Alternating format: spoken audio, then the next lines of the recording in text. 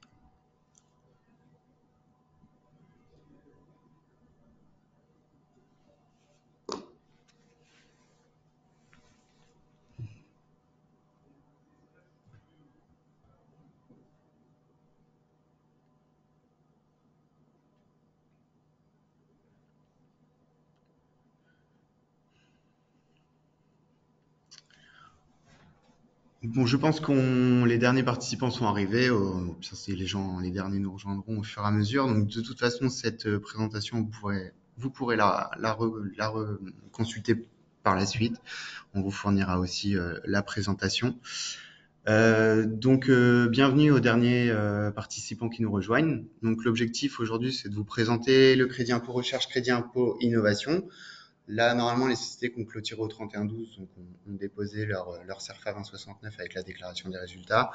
Et donc maintenant, le sujet, c'est de vous présenter les bonnes pratiques en fait pour obtenir rapidement le remboursement du crédit impôt recherche. Alors, durant cette présentation, on va d'abord, je vais vous présenter quelques rappels par rapport au crédit impôt recherche, crédit impôt innovation, comment utiliser ces crédits d'impôt. On va revoir aussi ensemble, ça va être important, les bonnes pratiques pour, on va dire, sécuriser au maximum votre crédit d'impôt recherche ou de crédit impôt innovation. Comment on assure un petit peu après le suivi de ce remboursement auprès de l'administration. Et après, on va voir un petit peu toutes les méthodes, si on ne veut pas attendre le remboursement de l'administration, toutes les méthodes, en fait, enfin les dispositifs qui nous permettent d'obtenir un préfinancement de ce crédit d'impôt auprès d'organismes privés, d'établissements bancaires, etc.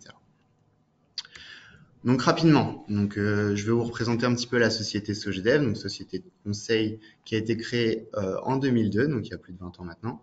Elle réunit en fait plus de 90 experts pluridisciplinaires. Donc en général, vous serez accompagné par des ingénieurs ou des docteurs en sciences.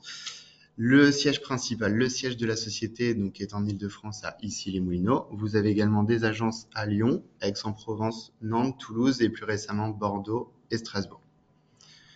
Donc, Sogedev a différents partenaires. Elle est également référencée conseil en CIR C2I par la médiation des entreprises. Alors, le référencement des acteurs du conseil en CIR C2I, c'est un dispositif animé par le médiateur des entreprises, construit avec les acteurs du conseil en crédit d'impôt recherche et crédit impôt innovation. Et donc, en fait, c'est un gage de confiance dans la capacité des cabinets de conseil à entretenir une relation mutuellement responsable avec les clients. Donc, pour information, le Sogedev a fait partie des premiers cabinets qui ont pu être référencés auprès de la médiation des entreprises dans le conseil en CIR C2I. Sur les domaines d'activité de la société, on fait du financement public, donc soit sur des projets de recherche et développement et d'innovation à travers des dispositifs fiscaux comme le crédit impôt recherche, crédit impôt innovation, l'aide aussi à la demande à mettre en place une demande de rescrit ou justement la demande de rescrit pour obtenir le statut jeune entreprise innovante. On fait également des accompagnements sur les aides auprès de la BPI, l'ADEME avec des appels à projets, etc. On fait également de l'accompagnement sur le développement international via des aides territoriales comme l'assurance prospection également. Et on a également des accompagnements sur l'investissement et du recrutement, aussi bien matériel et immobilier, des aides à l'emploi, aux formations du personnel. Donc, quelques rappels un petit peu sur le crédit impôt recherche, crédit impôt innovation. Donc, tout d'abord, le crédit impôt recherche, c'est un dispositif qui permet de récupérer jusqu'à 30% des dépenses valorisées, les dépenses de R&D. Donc, ce qu'on appelle une opération de R&D éligible au sens du CIR, c'est une opération, un projet de recherche pour lequel vous avez rencontré une véritable problématique scientifique qui est non résolue dans l'état de l'art. Et ensuite, il faut montrer que la résolution s'appuie sur une démarche scientifique dûment documentée. Donc en fait, c'est des hypothèses originales, non évidentes, etc. Et l'administration, pour évaluer en fait votre éligibilité, elle se base sur 5 critères issus du manuel de Frascati: l'élément de nouveauté, créativité, incertitude, systématisation, transférabilité et ou reproductibilité.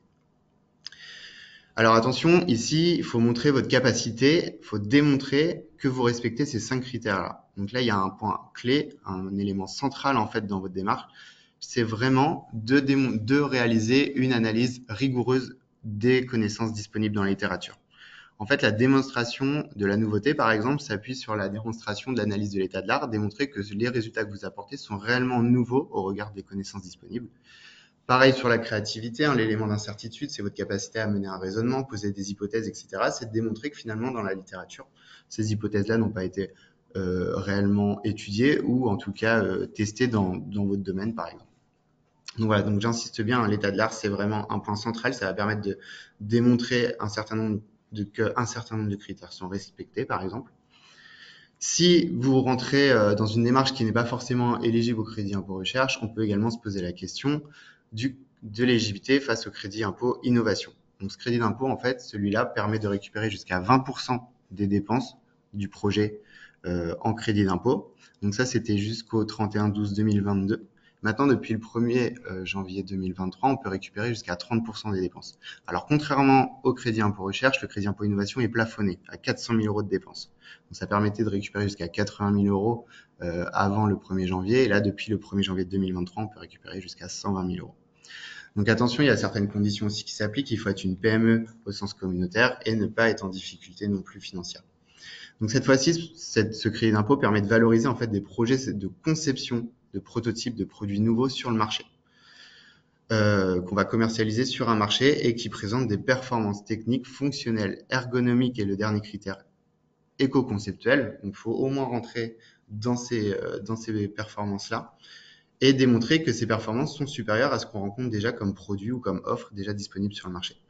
Donc, si je fais un parallèle avec le crédit impôt recherche, ici, l'élément clé qui va permettre de démontrer que vous respectez ces critères de performance, c'est vraiment une analyse rigoureuse du marché sur lequel vous souhaitez commercialiser votre produit, démontrer donc tous les travaux, on va pouvoir valoriser tous les travaux de prototypage de ce produit, mais également, il va falloir démontrer, faire toutes les analyses de performance par rapport aux autres produits déjà disponibles sur le marché. Donc, sachez aussi, un petit rappel, c'est lorsqu'on déclare un crédit d'impôt, l'administration a un droit de reprise, un droit de contrôle dessus jusqu'à la 3e année qui suit l'année de déclaration. Donc, un crédit d'impôt qui a été déposé en 2024 qui présente les dépenses liées à l'année 2023 pourra être contrôlé jusqu'au 31/12/2027. Donc là, c'était pour la partie technique. Maintenant, on va parler un petit peu des dépenses qui sont éligibles. Qu'est-ce qu'on va pouvoir rentrer dans notre assiette des dépenses pour les valoriser dans le cadre des dispositifs crédit impôt recherche et crédit impôt innovation? Principal poste de dépenses qu'on retrouve généralement, ce sont les frais de personnel. Donc attention à l'éligibilité des profils. Majoritairement, les profils qui présentent le meilleur indice de confiance, en fait, ce sont les chercheurs, les techniciens qui sont valorisables. On va pouvoir venir également valoriser des frais de matériel. Donc attention, c'est uniquement le matériel acquis à l'état neuf qui est amorti comptablement. Je dis ça parce que c'est vrai que récemment, on commence à voir aussi apparaître des sociétés qui s'inscrivent dans une démarche d'économie circulaire et qui font du rachat de matériel d'occasion, etc. Donc malheureusement, attention, ce type de dépenses sont a priori non éligibles dans le cadre d'un crédit d'impôt. On a également les frais de sous-traitance. Donc là, pareil, le conseil que j'apporte lorsque vous souhaitez sous-traiter des travaux auprès d'un prestataire externe, vérifiez bien que ce prestataire dispose d'un agrément au titre du crédit impôt recherche ou un crédit impôt innovation. C'est seulement dans cette mesure qu'on va pouvoir l'intégrer dans l'assiette des dépenses. On peut également valoriser vos frais de brevet. Donc toutes les prises, maintenance et défense de brevets, mais également les rachats de brevets qui sont amortis. Et attention, il va falloir aussi analyser si vous n'avez pas bénéficié d'aides publiques autres, comme la BPI, comme je disais tout à l'heure, ou l'ADEME, des choses comme ça. Tout ce qui va être subvention, prêt à taux zéro, avance remboursable, ce sont des aides qu'il faut déduire, qu'on vient soustraire à l'assiette des dépenses pour éviter une double valorisation. Donc voilà un petit peu pour le rappel sur les différents types de dépenses et l'éligibilité technique du crédit d'impôt recherche et le crédit impôt innovation. Et donc maintenant, on va pouvoir voir comment on utilise ce crédit. d'impôt recherche ou ce crédit impôt innovation. Donc, par définition, ça reste des crédits d'impôt. Donc, si vous avez un impôt sur les bénéfices, on vient imputer sur cet impôt pour le faire diminuer ou voire l'annuler. Cela est réalisé en fait au titre de l'année de dévalorisation de R&D. Donc, le crédit impôt recherche 2023 vient s'imputer sur votre liasse fiscale 2023. C'est au moment du paiement du solde de l'IS. Et alors, attention pour les sociétés qui vont avoir un exercice décalé, donc par exemple qui vont clôturer au 30 mars, le crédit d'impôt se calcule toujours sur l'année civile. Donc, ça sera vraiment le calcul des dépenses sur l'année 2023, même si votre exercice est un peu décalé sur 23-24. Donc, attention, ces crédits d'impôt recherche et le crédit impôt innovation sont les derniers crédits d'impôt qu'on vient utiliser. Donc, si vous bénéficiez d'autres types de crédits d'impôt, sachez que voilà, on va venir imputer en dernier ces crédits d'impôt sur votre IS. Et en effet, on fait ça parce que c'est le crédit impôt recherche et le crédit impôt innovation. En fait, lorsque vous constatez un reliquat, une créance sur le montant total, vous pouvez demander un remboursement. Donc ça va être l'exercice un petit peu aujourd'hui, le remboursement du crédit d'impôt en l'absence d'IS ou après un reliquat, après l'imputation. Donc sachez que la créance peut être récupérable immédiatement. Donc là, pareil, c'est sous certaines conditions. Il faut être une PME ou avoir le statut jeune entreprise innovante, par exemple. Et le délai moyen de remboursement de la part de l'administration qu'on observe récemment, c'est des délais entre 4 à 6 mois. Si vous ne rentrez pas dans ces conditions-là, de PME ou de statut jeune entreprise innovante, la créance est récupérable seulement au bout de 3 ans. Et justement, c'est ce qu'on va voir par la suite. Si vous ne voulez pas attendre les 3 ans, elle est également mobilisable auprès d'un établissement bancaire. Donc ça, on va le revoir par la suite. Mais avant toute chose, pour pouvoir demander le remboursement du crédit d'impôt recherche ou le crédit impôt innovation, il y a quand même quelques bonnes pratiques à mettre en place que je vais vous présenter en fait pour s'assurer déjà de l'éligibilité du projet, de pouvoir le défendre en cas de demande d'information de la part de l'administration, même dans le cadre d'un contrôle fiscal.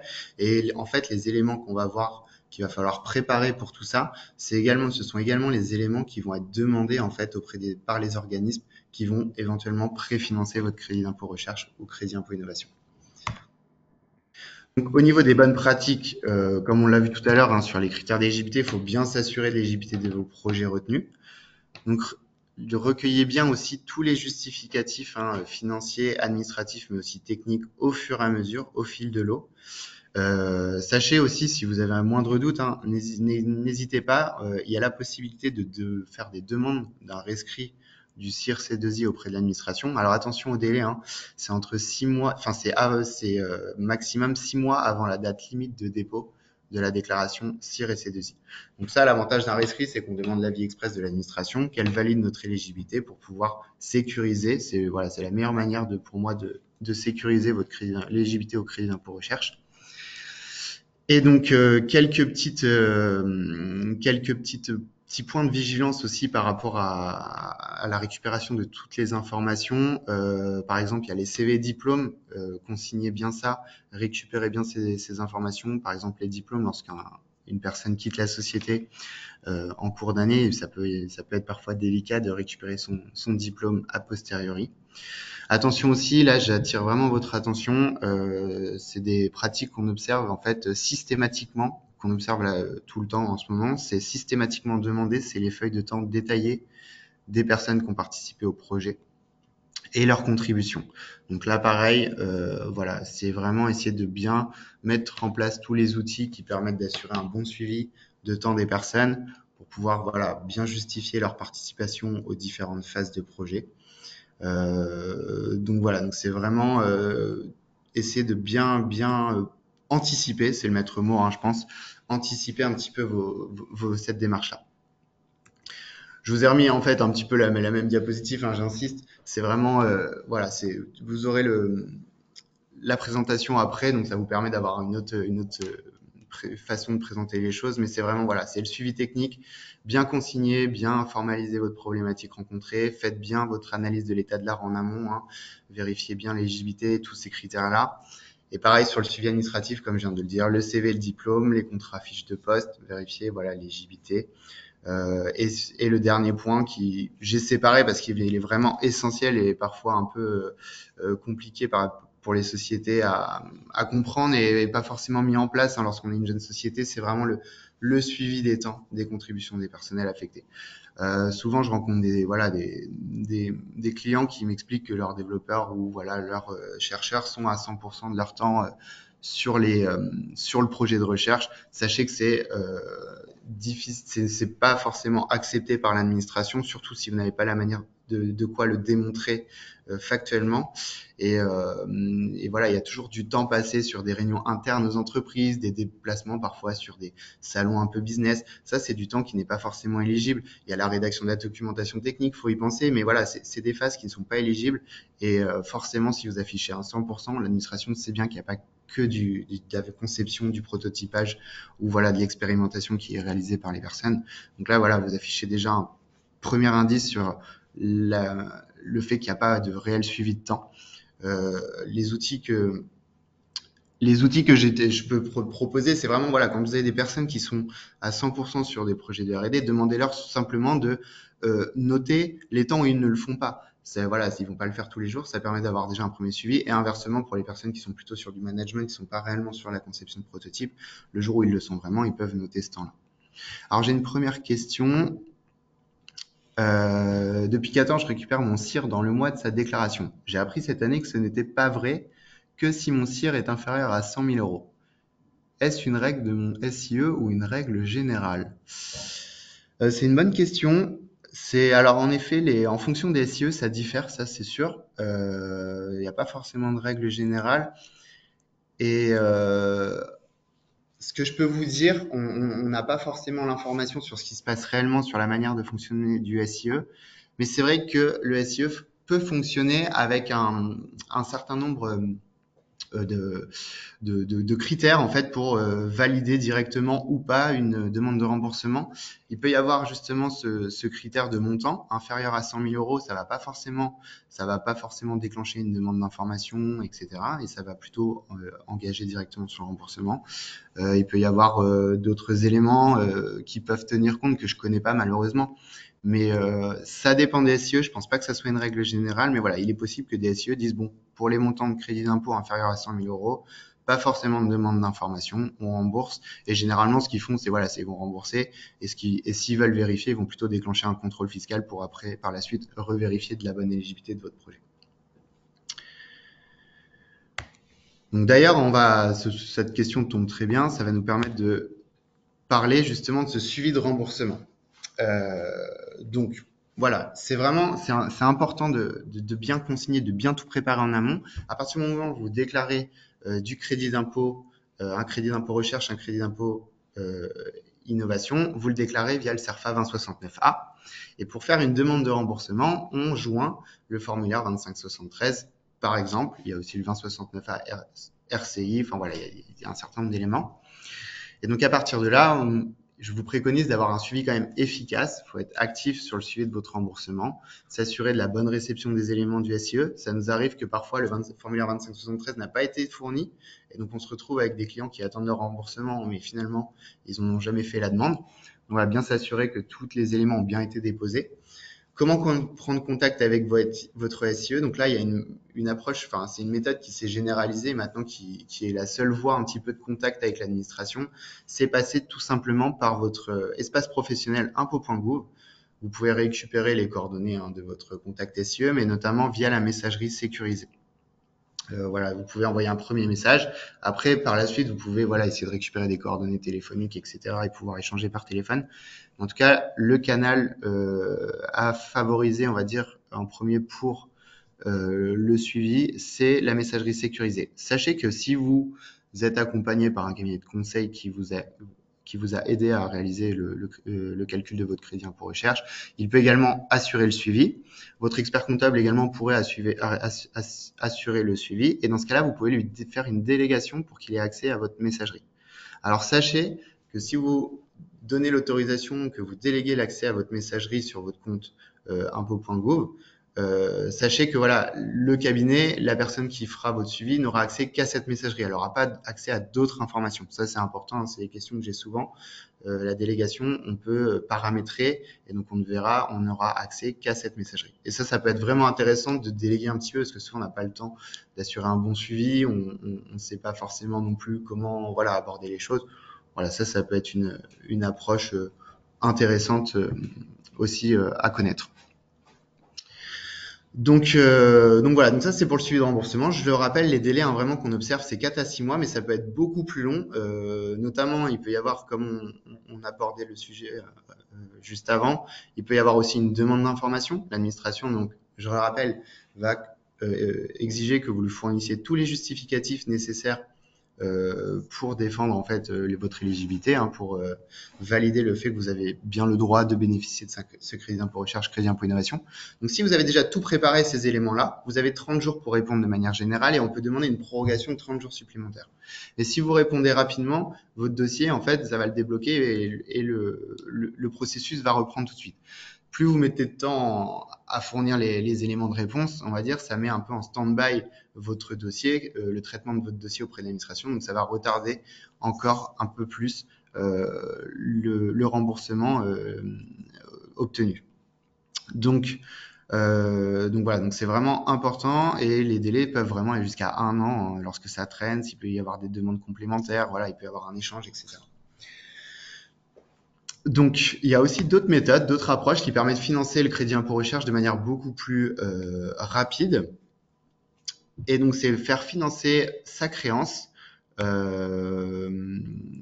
C'est faire financer sa créance auprès d'un organisme bancaire, par exemple. Donc là, en fait, il va falloir joindre, en plus du CERFA 2069A, c'est en fait, faut remplir le formulaire, enfin le CERFA 2574. Et en fait, ça, il faut absolument le déposer. Ça va en fait libérer la créance, mobiliser la créance auprès de l'organisme qui vous accompagne. En fait, si vous ne le fournissez pas, ça, l'administration va pas pouvoir rembourser l'établissement de crédit ou d'avance de trésorerie que vous avez pu avoir. Et donc ça, c'est vraiment important, mais en général, lorsque vous faites accompagner donc, par votre établissement bancaire ou Neftis, hein, on va le voir après, ce sont les organismes qui permettent de préfinancer. De toute façon, ils vous demandent automatiquement si vous avez bien transmis ces documents-là. Sinon, le dossier, ils vont pas le prendre et ils vont pas vous accompagner sur le préfinancement. On peut également, bon ça j'en parlerai un peu moins, mais on peut également faire préfinancer un CIR en germe. Donc par exemple là sur l'année 2024, on peut déjà faire préfinancer le CIR qu'on va dégager sur l'année.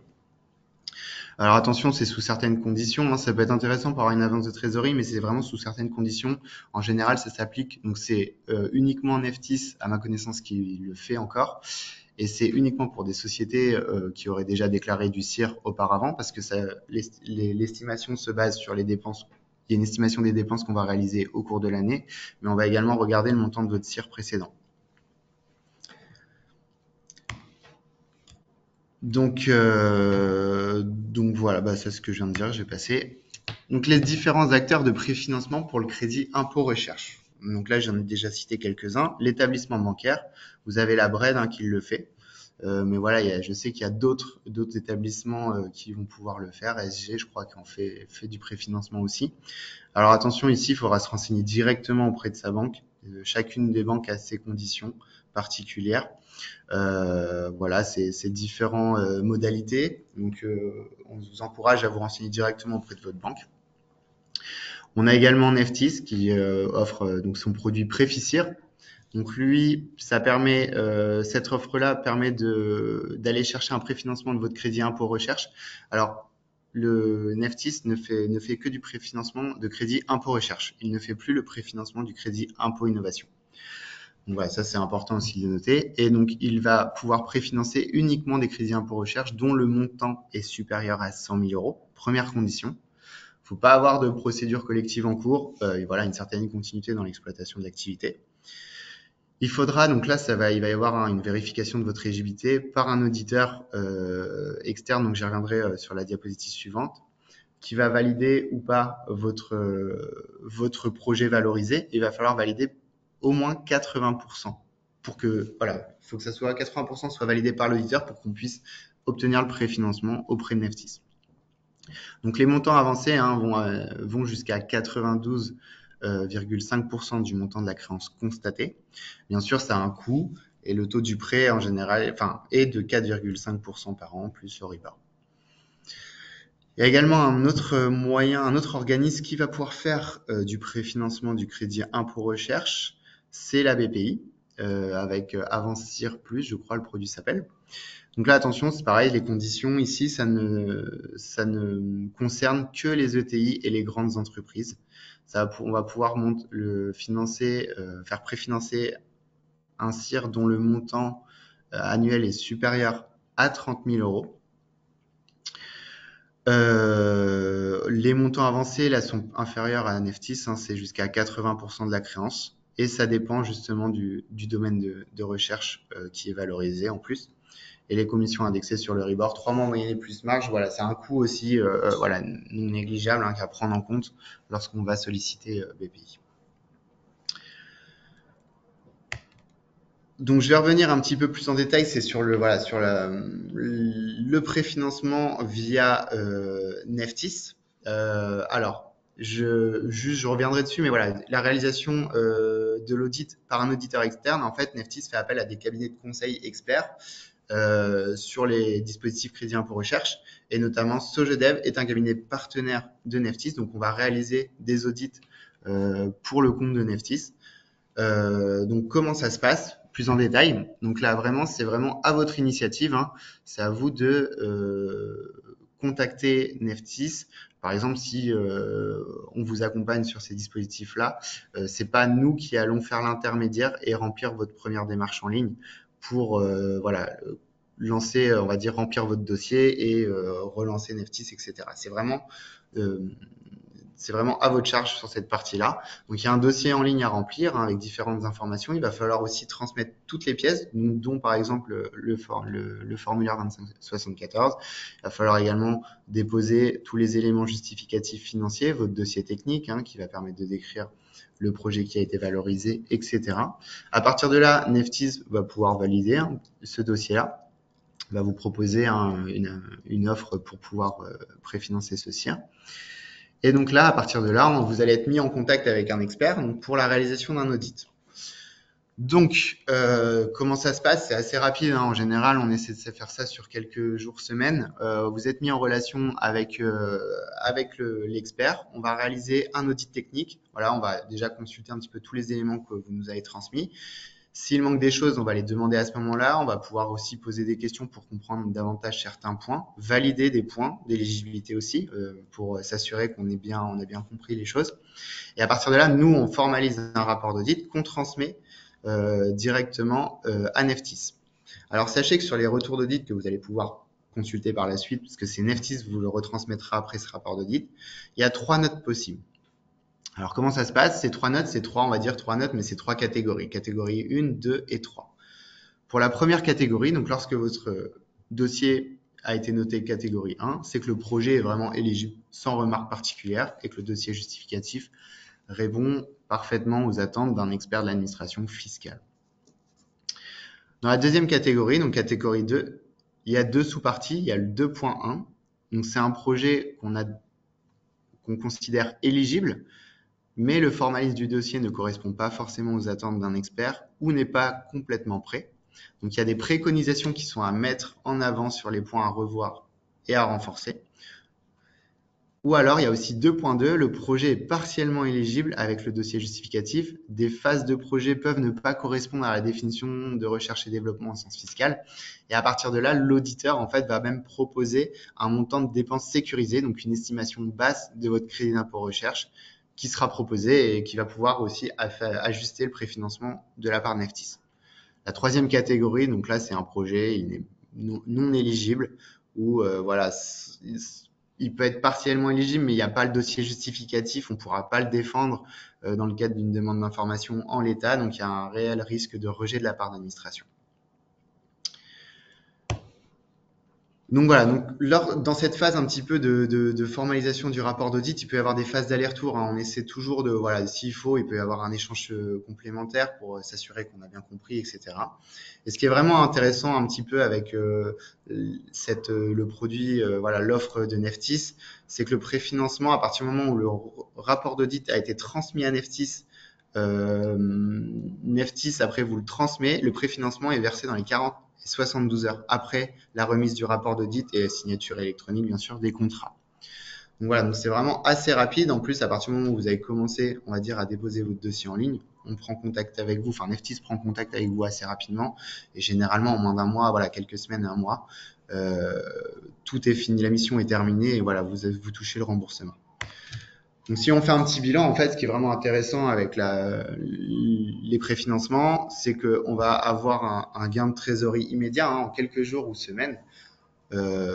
Contrairement, on va dire, en parallèle avec l'attente simplement de remboursement de la part de l'administration qui va prendre plusieurs mois, voire plusieurs années. Parfois, on n'est jamais à l'abri, que ça traîne toujours du côté de l'administration. Alors bien évidemment, il faut retenir ce type de dispositif de préfinancement a un coût, mais également sachez qu'on peut faire un audit préalable. On peut, si vous êtes accompagné par un cabinet de conseil, on peut vous faire un audit préalable et vous dire si oui ou non ça peut valoir le coup d'aller chercher le préfinancement. Voilà, après les conseils aussi à retenir, n'oubliez pas, c'est directement de vous renseigner aussi auprès de votre banque pour voir si celle-ci peut faire également du préfinancement. En tout cas, voilà, dans la majorité des cas, ce qu'il va falloir vraiment retenir, c'est anticiper tout le recueil des informations. Voilà, j'ai essayé d'insister dessus. Ça a déjà été l'objet sur d'autres webinaires, la sécurisation du crédit impôt recherche. Vous allez avoir plein de choses, mais ça vaut vraiment le coup de tout consigner, sécuriser. Mais en plus, il faut voir ça. Enfin, ça peut vraiment avoir une portée qui va au-delà du crédit impôt recherche. Ça peut être de tout bien consigner, tracer, justifier lorsque la société évolue par la suite. Si vous déposez des brevets, qu'après vous faites de l'immobilisation de la R&D, sachez que ça peut vous permettre d'activer d'autres options sur l'IP Box. Ça peut, voilà, je pense qu'il y a vraiment un intérêt certain à essayer de mettre en place cette compta analytique, ce suivi précis et rigoureux de tout ce que vous faites pour pouvoir après bénéficier d'autres leviers fiscaux, d'autres avantages. J'en ai fini pour cette présentation. Je vous remercie en tout cas pour votre attention. N'hésitez pas à me poser toutes vos questions. J'y répondrai. Si jamais on n'a pas le temps de répondre à toutes les questions, sachez qu'on reviendra vers vous pour y répondre.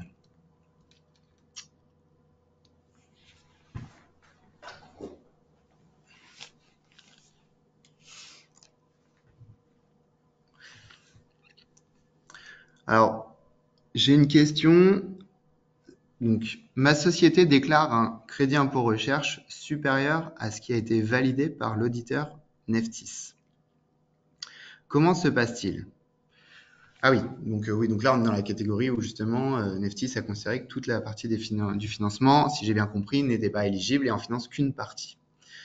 Alors, en effet, Neftis va vous préfinancer cette partie qu'elle considère comme sécurisée. Pour autant, il reste encore une partie non financée, non préfinancée. Donc sachez que lorsque l'administration va procéder au remboursement, c'est Neftis qui va toucher le montant de votre crédit impôt et elle va vous reverser en fait la différence que vous n'aviez pas touchée initialement.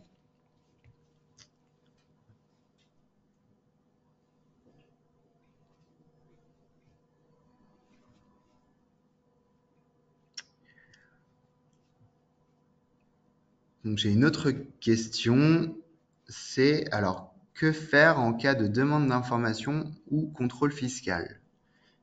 Qui s'occupe de quoi? Écoutez, dans le cadre d'un contrôle fiscal ou d'une demande d'information, ça reste à votre charge. C'est à vous de présenter, de transmettre les éléments attendus, de défendre votre projet.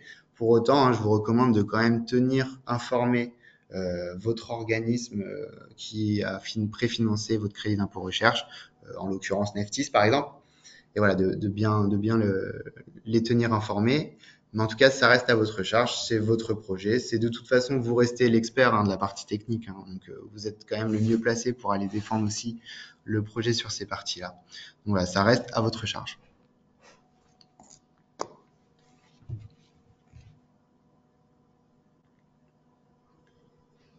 Alors là, j'ai une question intéressante. Je suis jeune entreprise innovante, quel est l'impact pour aller chercher un préfinancement? Alors ça, c'est une bonne question. Alors tout dépend. Si vous êtes une jeune entreprise innovante que vous autodéclarez, que vous n'avez pas fait une demande de rescrit pour avoir l'avis express qui valide votre éligibilité, l'avis express de l'administration, ça ne change rien sur la démarche de préfinancement. Vous avez toujours votre audit avec une analyse d'éligibilité, du risque associé, etc.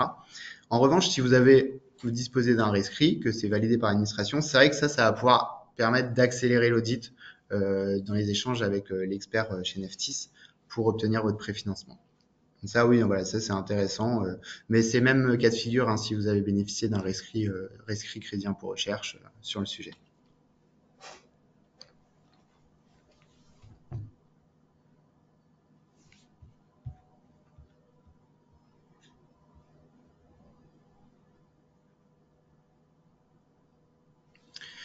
Alors, j'ai une autre question que j'avais pas vue. Est-ce qu'il y a des précautions particulières dans le cadre d'un crédit impôt recherche ou crédit impôt innovation pour des développements de logiciels? Pour le développement logiciel, non, en fait, il n'y a pas de précaution particulière. L'éligibilité reste la même. On va dire on est sur un bien incorporel, hein. On peut valoriser dans le cadre d'un crédit impôt innovation un bien corporel ou incorporel. Donc non, c'est les mêmes critères. Soit vous avez, pour le développement de votre logiciel, vous avez rencontré un véritable verrou technique ou scientifique qui n'est pas répondu par les connaissances ou les méthodes disponibles dans la littérature. Dans ce cas-là, ça vous permettre de justifier que vous avez mis en place une démarche scientifique, des hypothèses, voilà, tester des hypothèses avec une incertitude quant aux résultats, etc.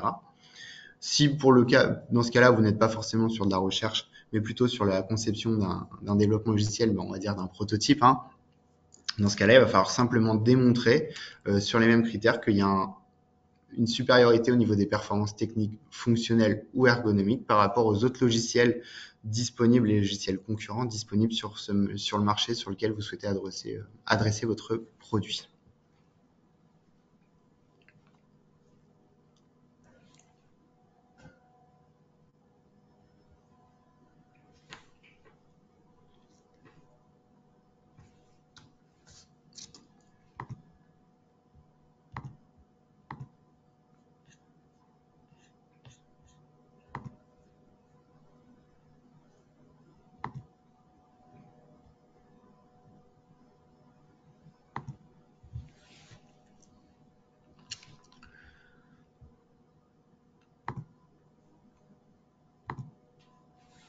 Alors, je pense que je n'ai plus de questions.